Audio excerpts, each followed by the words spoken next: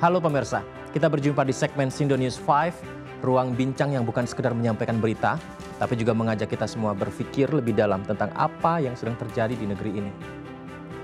Sejumlah peristiwa penting hari ini pemirsa menjadi sorotan utama kita. Politik kembali diuji ketika KPK menangkap tangan Gubernur Riau.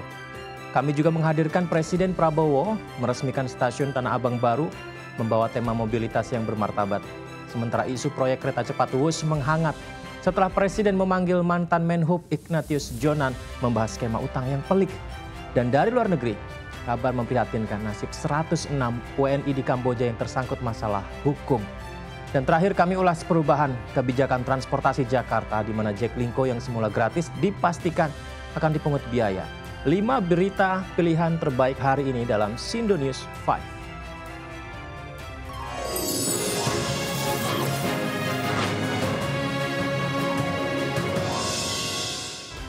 Publik kembali disuguhkan tontonan pahit yang seolah tak pernah usai. Kemarin KPK bergerak senyap menciduk Gubernur Riau dalam operasi tangkap tangan. Fakta mirisnya, Gubernur Riau yang tertangkap ini adalah keempat dari provinsi tersebut terkait kasus korupsi. Lalu mengapa di tengah janji reformasi, praktik kotor ini terus terjadi di puncak kekuasaan daerah? Korupsi di daerah memiliki dampak nyata dan merugikan. Uang yang disita KPK seharusnya digunakan untuk perbaikan fasilitas publik, untuk pembangunan sekolah, ataupun juga untuk layanan kesehatan warga Riau. Setiap rupiah yang dikorupsi adalah hak anak-anak Riau yang direbut paksa, menjadikannya kejahatan tanpa wajah.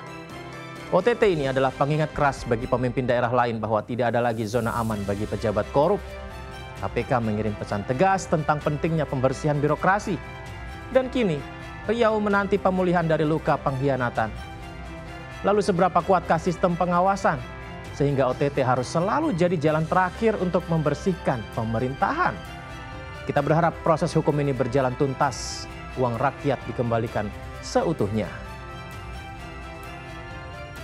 Ada kegiatan tangkap tangan yang KPK lakukan di wilayah Provinsi Riau. Saat ini atau sampai dengan saat ini ada sekitar sejumlah 10 orang yang diamankan dalam kegiatan tangkap tangan. Tim masih di lapangan dan masih terus berprogres, jadi nanti kita akan terus update perkembangannya. Kita lanjut, di tengah keramaian ibu kota yang tidak pernah tidur, Presiden Prabowo Subianto Selasa pagi meresmikan wajah baru stasiun Tanah Abang. Stasiun yang dulu selalu padat dan sering membuat frustasi saat ini siap menampung hingga 2 kali lipat jumlah penumpang harian. Sebuah kabar baik pemirsa yang dinanti jutaan pejuang komuter. Peresmian ini menunjukkan kebijakan yang mulai membumi dan menghargai rakyat karena menyangkut martabat, waktu dan kenyamanan ribuan masyarakat yang bekerja keras. Pesan yang dikirimkan jelas, negara hadir menyediakan transportasi bermartabat. Inilah Presiden Prabowo Subianto yang menekankan agar stasiun harus dijaga kebersihannya, harus nyaman bagi semua, khususnya bagi perempuan juga. Ini bukan lagi sekedar infrastruktur, tapi pelayanan yang membuat setiap penumpang merasa penting, di mana inilah standar baru untuk fasilitas publik di Indonesia. Lalu, apakah dengan stasiun semegah ini masalah transportasi publik kita selesai? Tentu saja belum. Ini hanyalah langkah awal pemirsa yang harus diikuti perbaikan menyeluruh pada stasiun-stasiun dan jalur lain di seluruh negeri ini. Ya, kita berharap perhatian besar pada kenyamanan rakyat akan terus berlanjut. Akhirnya menjadi salah satu faktor membantu rakyat menengah dan rakyat bawah. Kalau orang kaya dia bisa naik pesawat, dia bisa naik. Tapi rakyat sebagian besar akan merasa manfaat daripada kereta api. Kalau untuk rakyat banyak, saya tidak ragu-ragu. Uangnya kita hemat, tapi kepentingan rakyat. Masih tentang transportasi, kali ini mengenai polemik Wus. Di tengah sorotan tajam utang proyek kereta cepat Wus, Presiden Prabowo Subianto memanggil langkah. Salah satunya adalah memanggil Ignatius Jonan, sosok yang dikenal ahli transportasi tegas dan profesional. Pertanyaannya, mengapa pertemuan ini begitu menarik perhatian publik dan memunculkan spekulasi? Tentu wajar rasanya mengingat rekam jejak Jonan di perkeretaapian. Pertemuan 2 jam di istana usai, namun pernyataan Jonan justru menyisakan misteri komunikasi. Alih-alih memberikan jawaban, Jonan secara tegas mengatakan tidak ada pembahasan soal utang kereta cepat Wus.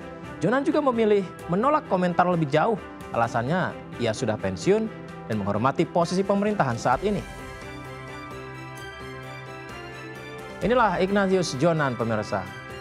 Di mana pertemuan Presiden Prabowo dan Jonan ini seolah menjadi penanda keseriusan pemerintah mencari solusi terbaik mengenai proyek yang berdampak pada anggaran publik. Jika masalah utang Wus tidak dibahas, seperti yang diutarakan Jonan ini, pertanyaannya, apa sebenarnya urgensi diskusi 2 jam Jonan bersama Presiden Prabowo? Apakah Jonan bersikap profesional dengan menjaga batas kewenangan? Ataukah ada tugas strategis yang sedang disiapkan? Ya, kita berharap di balik kerahasiaan ada rencana konkret, tujuannya efisiensi dan kemaslahatan publik. Saya kira kalau, saya nggak tahu ya, kalau soal Wus sih beliau nggak tanya ke saya pandangannya apa segala enggak. Ya nggak ada sama sekali dibahas. Saya pikir sih mestinya beliau kan pasti punya kebijakan sendiri ya mengenai ini kan ya. Kan Wusnya sendiri kalau secara operasional bagus. Kalau yang lain-lain ya mungkin tanya beliau sendiri deh. Gitu tadi ya misalnya soal pengelolaannya bagaimana, hutangnya bagaimana, mungkin boleh tanya sendiri sih karena tadi nggak dibahas. Ya, banyak persoalan yang harus diselesaikan pemerintah, pemirsa. Salah satunya informasi berikut ini. Kita kembali dihadapkan pada sebuah tragedi humanis kontekstual memilukan. 106 WNI, 36 diantaranya perempuan, kini menghadapi jeruji besi di Kamboja. Mereka bukan wisatawan, melainkan terduga kuat sindikat penipuan daring internasional. Angka 106 ini bukan sekedar angka statistik.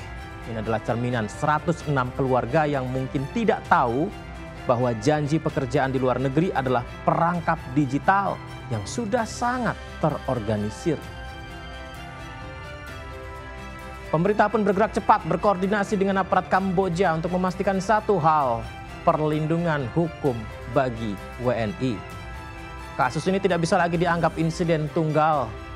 Ini sudah ada polanya. Tema kejahatan yang mendarah daging di kawasan ASEAN atau Asia Tenggara. Ini juga adalah gagalnya perlindungan di level regional, di mana keputusan mencari kerja dieksploitasi para mastermind kejahatan cyber. Melindungi 106 WNI, pemirsa, entah korban, entah pelaku, adalah ujian martabat bagi bangsa kita. Langkah pencegahan tuntas harus dilakukan agar tidak ada lagi WNI yang terseret-seret dalam pusaran gelap kasus serupa.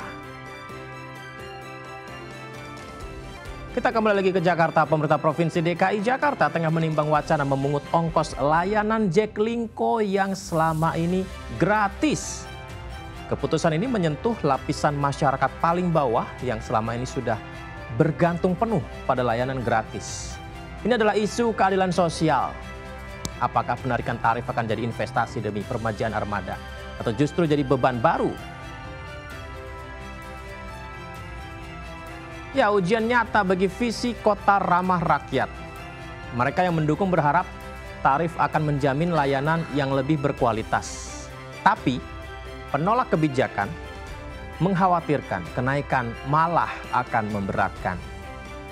Pemprov DKI perlu memastikan bahwa Jaklingko tidak hanya menjadi alat profit, tapi tetap solusi humanis yang terjangkau. Jadi, akankah tarif ini benar-benar memperbaiki layanan atau justru menambah beban di pundak warga yang sudah seberat seperti sekarang? Yang sekarang ini yang kita lakukan adalah untuk Mikrotrans atau Jaklingko tetap seperti sekarang, tetapi harus dilakukan penyempurnaan. Saya seringkali mendapatkan kritik bahwa yang namanya Jaklingko ngebut, ugal-ugalan, supirnya judes.